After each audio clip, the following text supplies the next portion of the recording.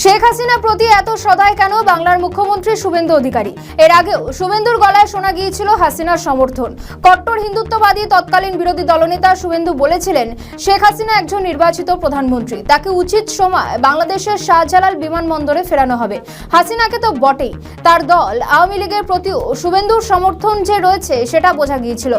একসময় বিরোধী দলনেতা, এখন রাজ্যের মুখ্যমন্ত্রী, রাজ্যে এখন বিজেপির সরকার।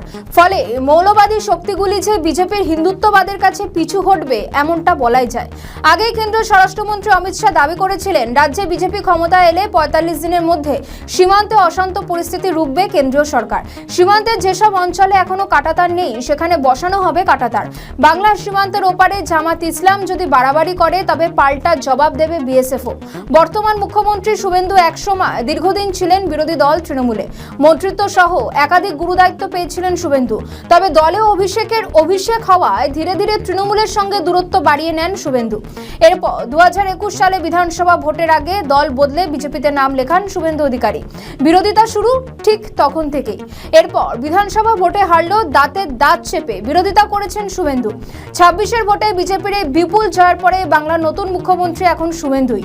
এসবের মধ্যে উঠে আসছে শুভেন্দুর হাসিনা প্রীতি। শুভেন্দুর কৃতজ্ঞতা মনে রেখেছেন শেখ হাসিনাও। সূত্রের খবর, শুভেন্দুকে শুভেচ্ছা জানানো তো বটেই, হাসিনার সঙ্গে নাকি ফোনেও কথা হয়েছে নতুন মুখ্যমন্ত্রীর।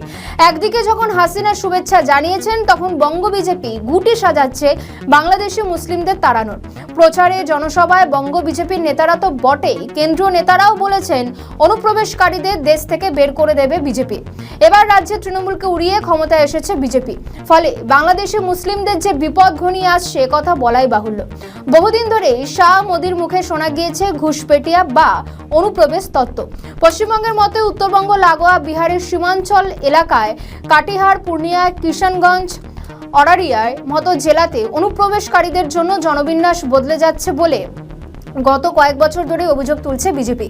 এর আগে বিহারে কেন্দ্রীয় বাহিনীর এক অনুষ্ঠানে শাহ বলেছিলেন, বিজেপি সরকারের সর্বোচ্চ অগ্রাধিকার হলো দেশ থেকে প্রত্যেক অনুপ্রবেশকারীকে খুঁজে বার করা।